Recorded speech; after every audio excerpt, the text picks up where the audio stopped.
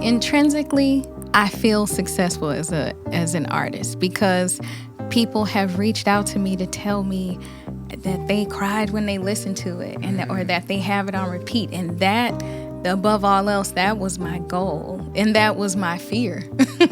Also, in releasing it, like, Sure. Will people like this? I know it's a few people said they liked it, but will this connect to people? So the fact that it's done that, with a number of people means, okay, I did what I set out to do.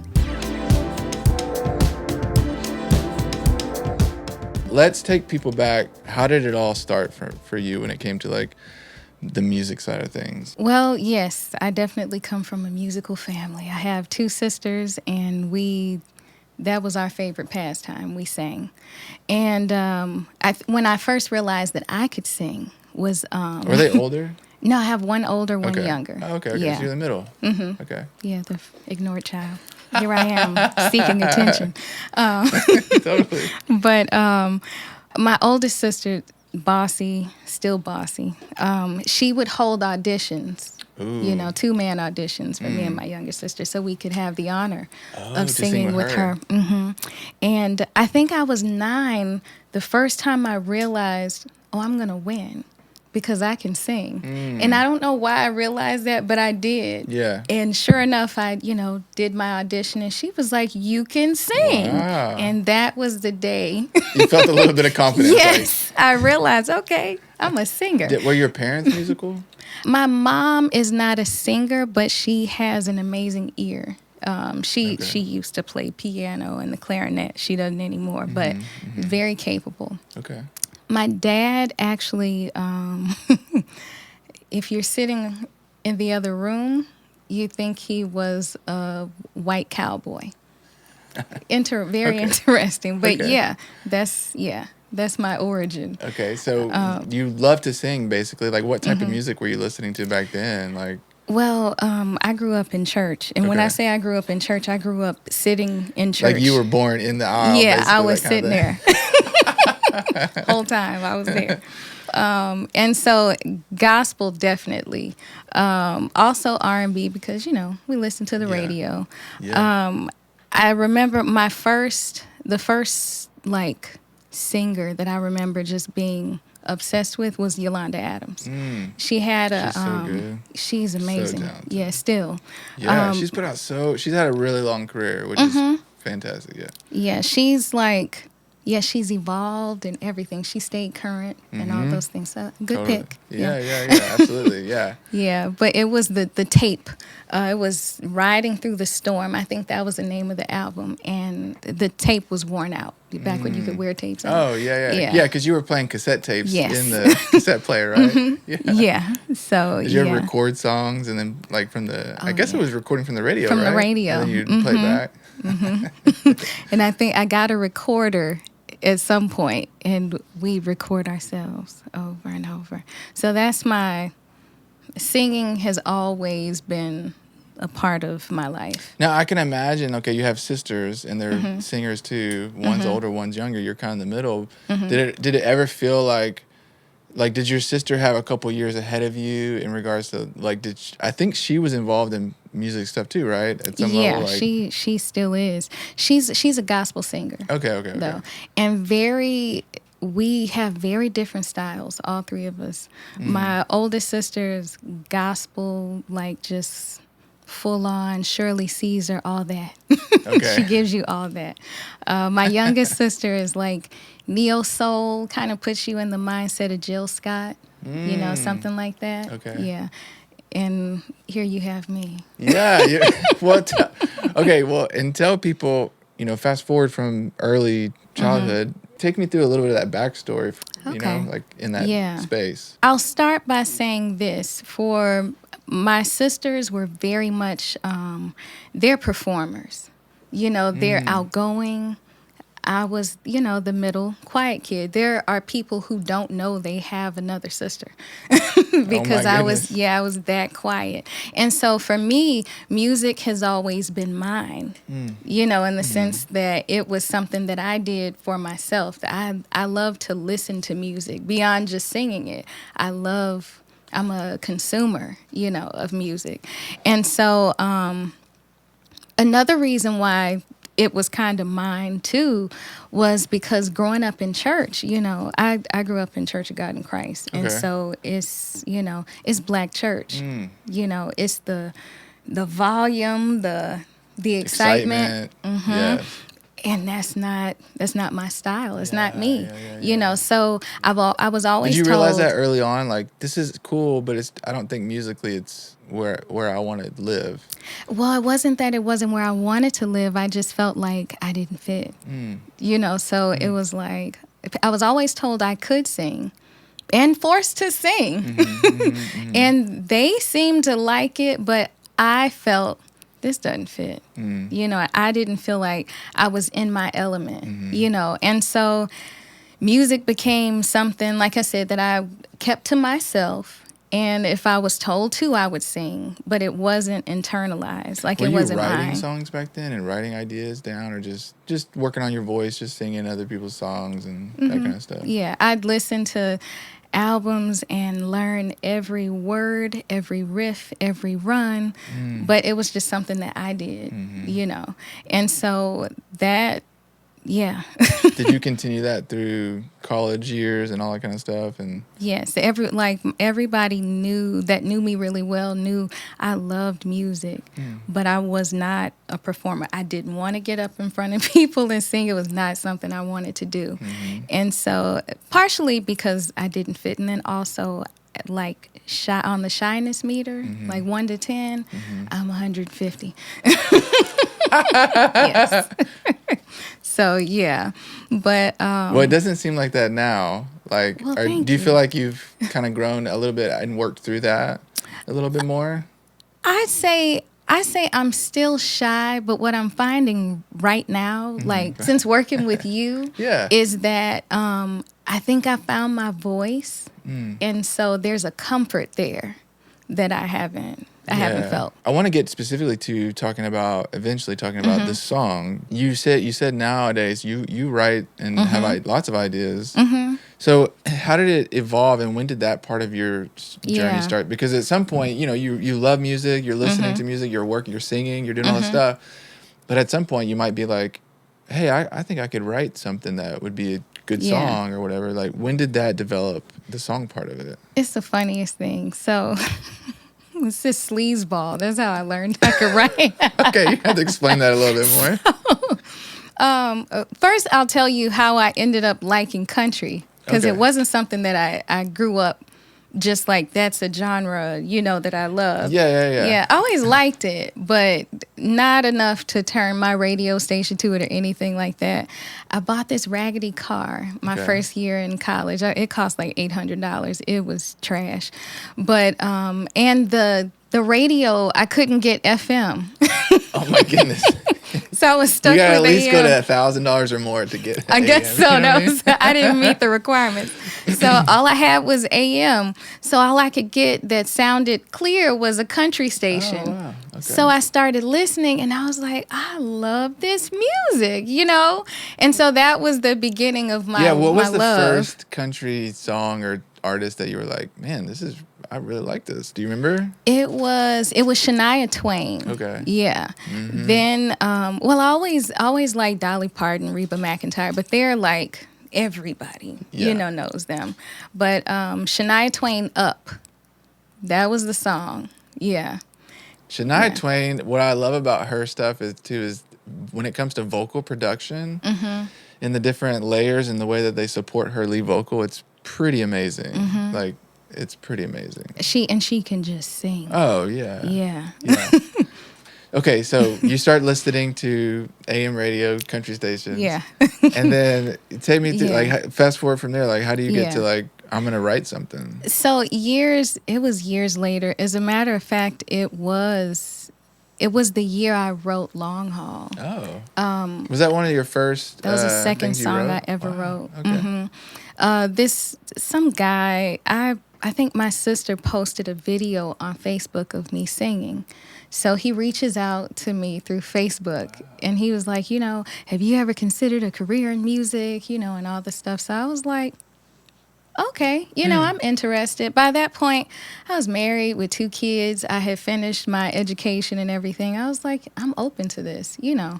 And so we met, and we talked for all of about 30 minutes, and he was like, do you write? I was like, no. Because I always saw that as something next level that Right. Being a singer is one thing, but then being a songwriter, it's something totally different. Yeah. And I hold music so sacred. It's like, oh no, you have to be at a certain level. So I was like, no. He was like, you should write. You need to, the notes app on your phone, you need to have that, out and just write. You probably didn't even think you could do that, or like, yeah, Not you had at this all. separation between that process. Wow. So like total stranger saying, hyping you up a little bit, saying, hey, you have a great voice. You should, you should think about this. Yeah. That's really cool. And then it is cool. Where does that go from there? He turned out to be like, he Oh, wasn't. that is the sleazeball? That's the sleazeball. Oh, man. He turned out to, like, he was like, oh, yeah, we're going to meet at the studio. I was like, okay, I'm excited. I just want to sing, and I don't have to be in front of a group of people. This is great. Like, I can sing from a corner. And so nothing ever materializes, but I do sit down one day and I'm like, let me try it, And so I think about, like, what was the most, what's something that I think about a lot? Because one thing I know about what good music is to me is that it's got to tug on me in some way. Yes. So I know it's got to come from something authentic in order something to that write. You connect with. Yeah.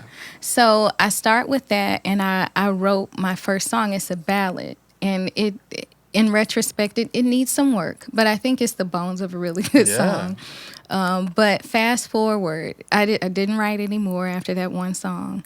And then fast forward, I guess, maybe 6 months. And I was going through a really tough time in my marriage. If you've been married any length of time, and it'll be 13 years in about a week. Wow, that's awesome. Now, you have your, of course you have your ups and downs, but some downs feel like, I Super don't down. know. Yeah. I don't know if we're going to make it to that next up. And so in the middle of me. After you had kids and everything? Yeah. Oh, yeah.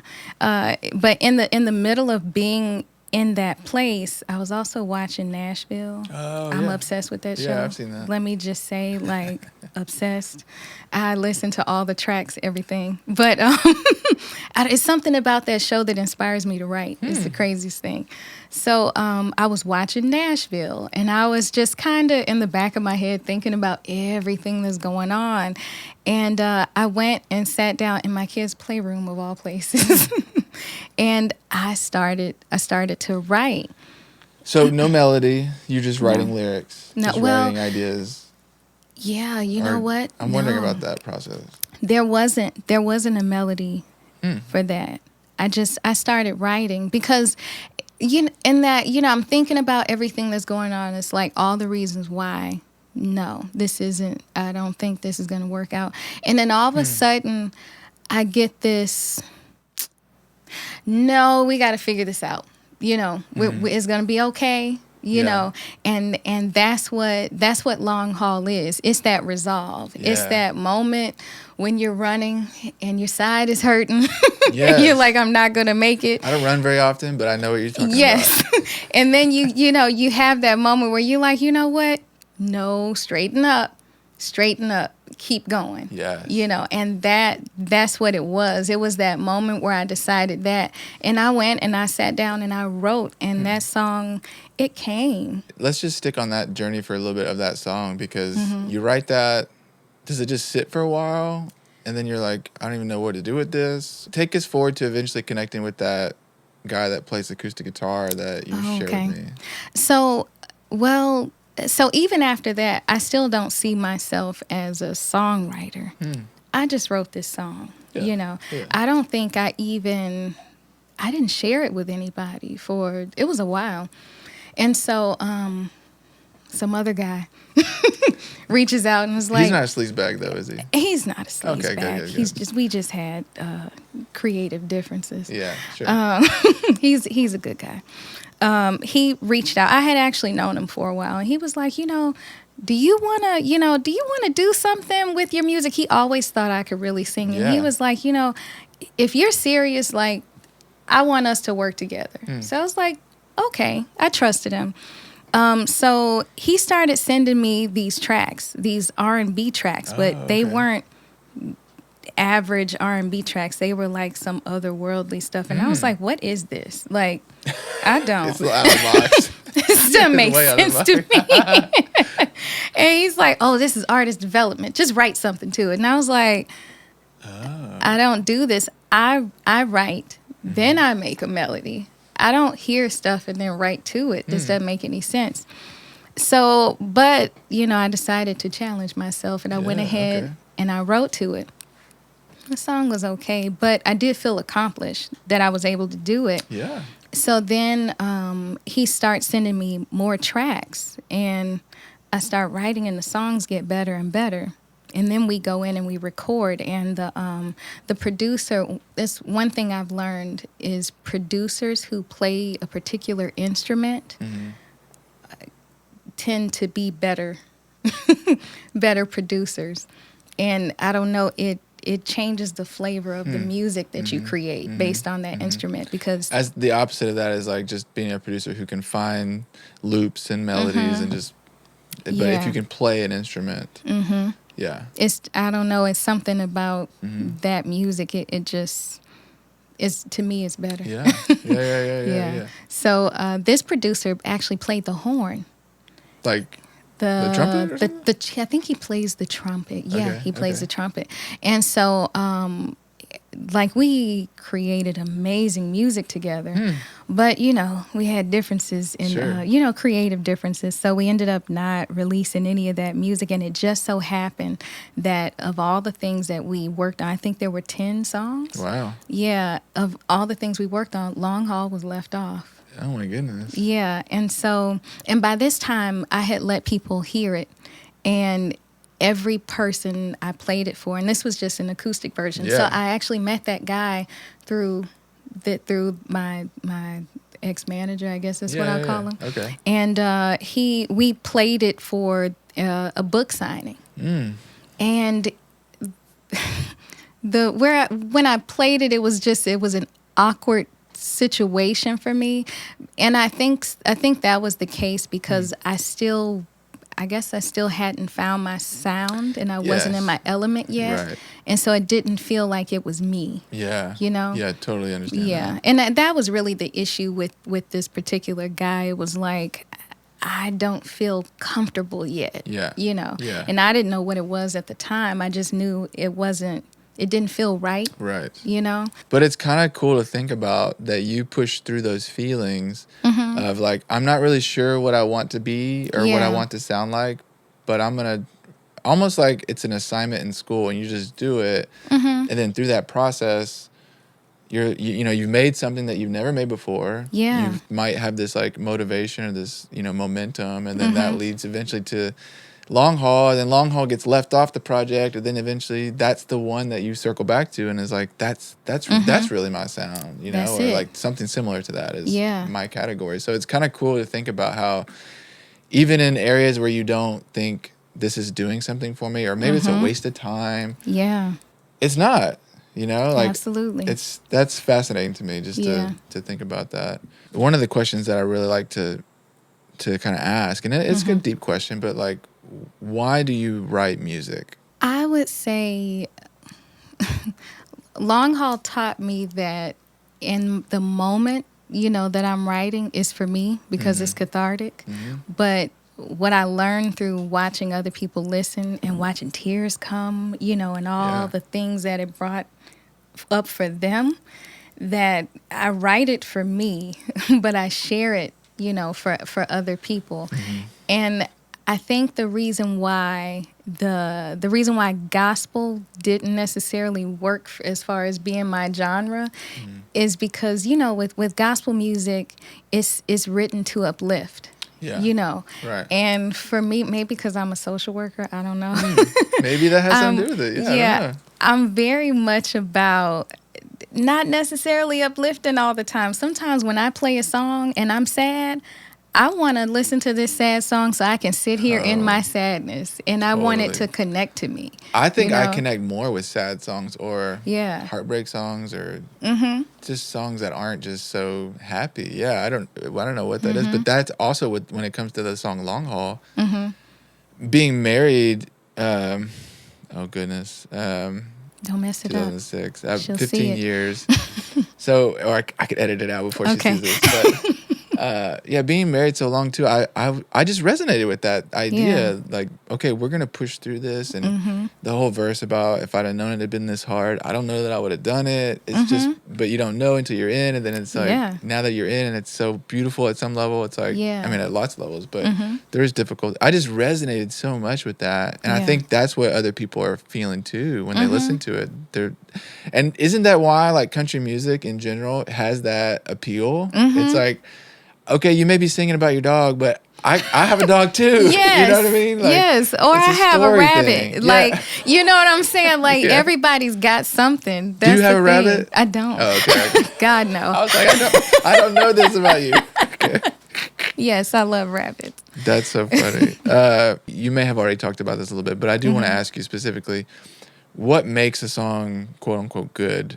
You know, when you what types of songs are you drawn to, and then what types of, does that relate to the types of songs that you're trying to make? I'll use the last song that I heard that just really had an impression on me to explain Lettucey. I don't know if you've heard of her, but she's like an R&B soul singer. Okay. But she has a song called All the Way, and basically it was saying, yes, we can love each other, but can you love me on my worst day when I'm unlovable? Yeah.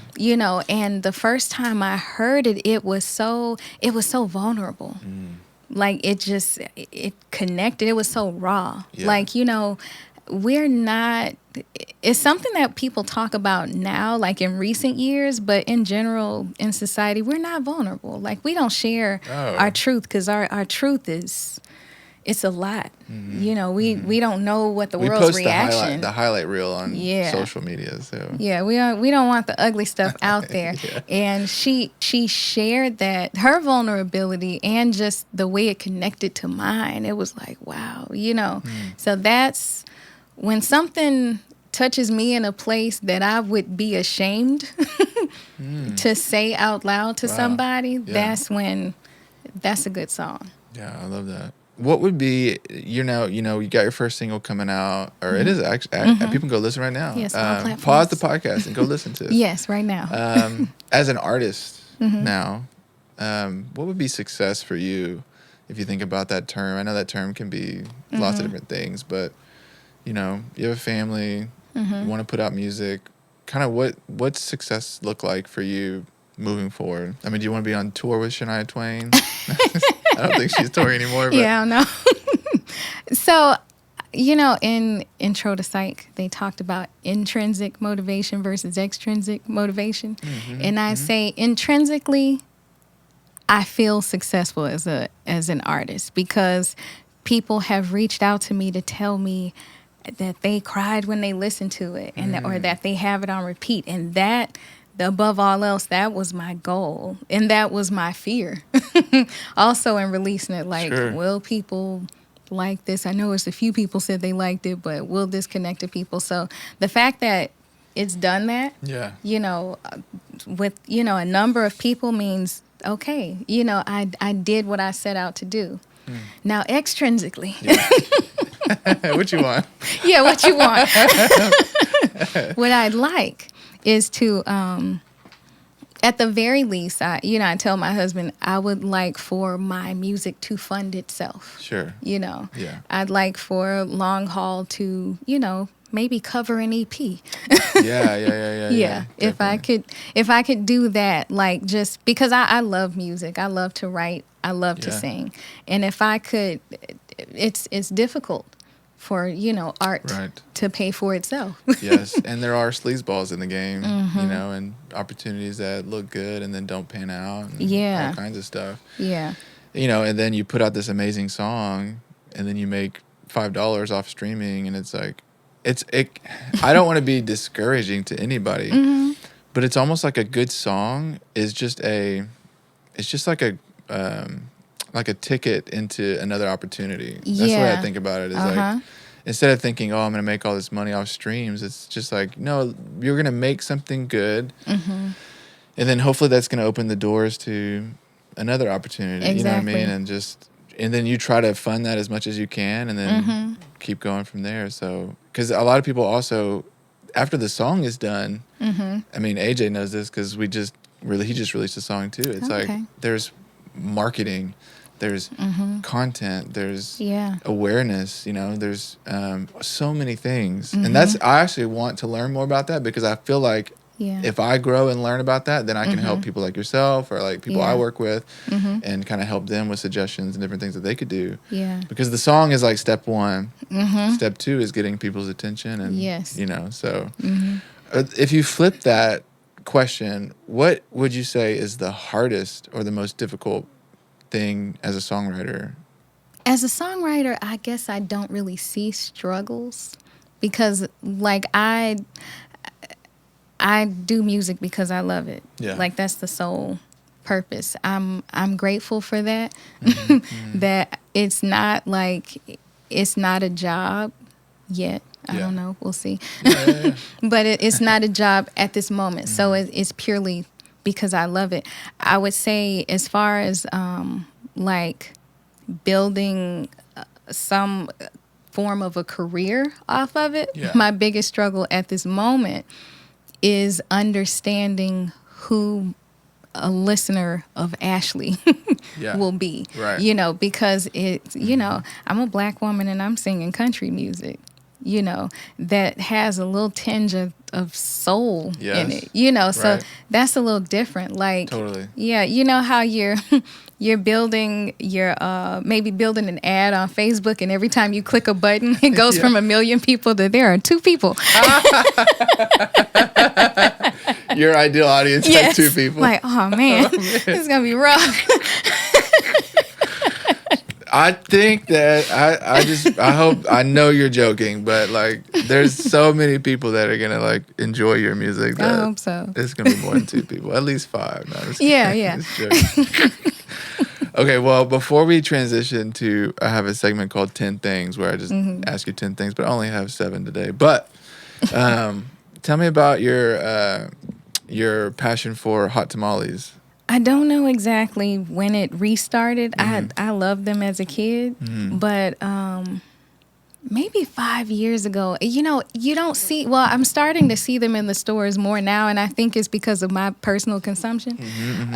But I never saw them in the stores much, right? Yeah. And so one day I saw them in the store, and I was like, man, I haven't seen these since I was a kid, and I got them. And I ate them, and it was like it just reopened the world to me. Are they always cinnamon? Okay. I didn't know if that was like I only saw the cinnamon ones at the store. That's all that matters. And I really don't ever buy these. Nobody does that I know. That's why I'm ashamed, but they are good though. They're amazing. They are good. Yeah. That's funny. I have to stop, every now and then I have to stop myself, because they come in such large boxes, and then I feel responsible to complete. But when you go on tour, people are going to bring you boxes of Hot Tamales. I'm open to that. Okay. I want to transition to a segment called 10 Things. What is your favorite concert that you've ever been to? I have to say one of my favorite, because one of your favorite. Yeah, That's a I've better way to seen say it. some amazing concerts. One of my favorites was India.Arie. Okay, wow. Yeah, like I've never seen anybody stay on stage longer. It was at the Arena Theater, so there's no backstage. You're in the middle. She did wardrobe changes. I don't know how, but she did it. And I think she sang her entire catalog, even if just one line. Like, it was amazing. And I had no idea she was so talented. Like, the guitar, the flute, Oh, I didn't know about the flute. Yes, it's crazy. What's a favorite artist that you currently can't stop listening to? There's two, and Okay. maybe it's because it's my work music. Oh, okay. It's Anita Baker, and I think this is how I pronounce her name, Rosa Passos. Okay. I'm not sure either. She sings in Portuguese. I don't know what Ooh, she's that's saying. cool. I have no idea what But the she's vibe saying. is cool. It's amazing. She has a beautiful voice. What's the last song that you stopped and said, "Whoa, that's amazing"? The last song, You're like, there's this song called "Long Haul" by Ashleigh Brae. Long Haul, is pretty good. Check it out. All platforms. But it would probably be Lettucey all the Okay. way. That was, it's amazing. Okay. What's your favorite thing to do when you're not working? Play with kids. How old are your kids? Yeah. They are 10. She'll be 11 in a few days. Awesome. And 6. Does she like to Yeah. sing? She does. And Is your youngest a girl or a boy? oldest is a girl. Oldest girl and Yeah. youngest boy. And I'm starting to really, really hear it. Oh, wow. Yeah, she can sing. What's your drink of choice? Drink of choice. Well, I don't drink very much. Okay. And so a strawberry margarita is as far as I've ventured. Are you a coffee So I person? like Do it. you drink coffee in the morning? Since the pandemic, yes, I do. Oh, Yes. not before that. No, never. I was so proud of it. Man, now you're addicted. Yeah. Are you a Spotify or Apple Music listener? Apple Music until my single came out. So now, Oh. now it's both because Spotify Gives you all the stats and stuff and all Yeah. the background stuff? and has more modes of entry. Yeah. Yeah. Okay. We've always been talking about the song, the single Long Haul, but what do you love about, what's the thing you love about that song? Besides this, I know we talked about some things earlier, but we're about to perform that live, and what do you love about that song? I love that it presents truth, like a hard truth about life. That even the things that you love or hold dear can be difficult and get you to a point where you want to quit sometimes, but that there's life after it. If you hold on. Yes. Because I think we in society, especially now, like we don't hold on through the rough patches a lot. So Totally. What I love about that song is I think one of the important things that people will understand when they hear it, obviously the performance today will just be, acoustic and vocals, but I love how many background layers and different things that you came up with. And thank you. I mean, that's obviously an homage to your love for R&B and just like gospel and just the way that it comes together. I don't know how to explain it, but it is country, but like there's a soul to it, like you've said before. Like I love that so much, and I'm really super proud of it, and so I'm thankful that we got to work on that together. Same here. It is a song with a key change, which Yes, is it fascinating to me. It's the choir in me. I love that. Okay, and then last, if people want to connect with you, what's the best place to do that? Or I'm on Instagram. I am Ashleigh Brae. Go follow me. There will be more content soon. yes. And then the very, very last thing is, if you were, going on tour and you can only pick one background singer, would you pick your older sister or your younger sister?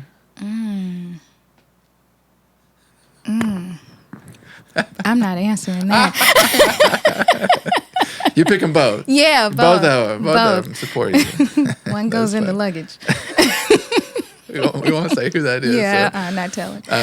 Well, thank you so much for being part of this podcast. Thank you for having me. I appreciate your time.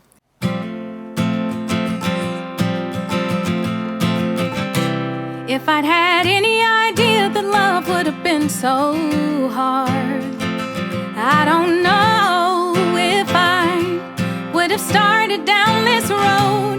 But I'm here now with my hand to the plow, and I decided I'm going to be here for the long haul.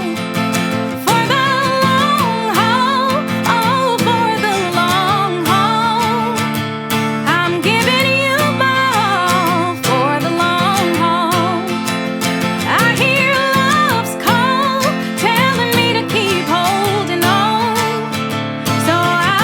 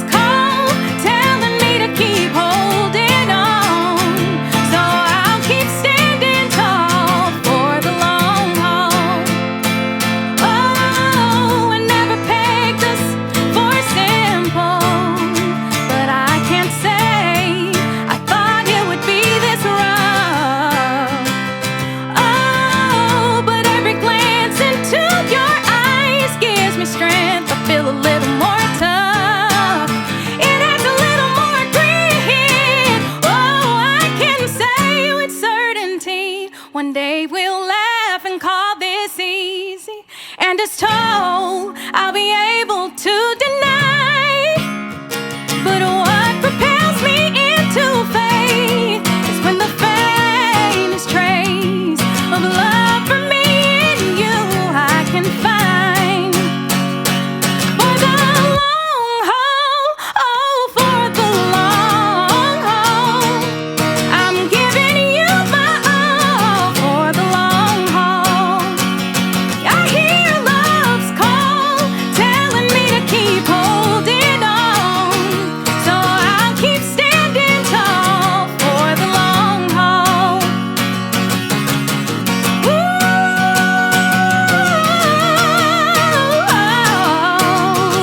yeah, long haul.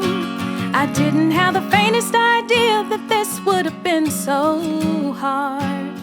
Now that we're here, I'm so grateful that we stayed the course. At last, a sweet spot we have found where love abounds. I'm glad that we stuck side by side for the long haul. At last, our sweet spot we have found where love abounds. I'm glad we answered love's call for the long haul.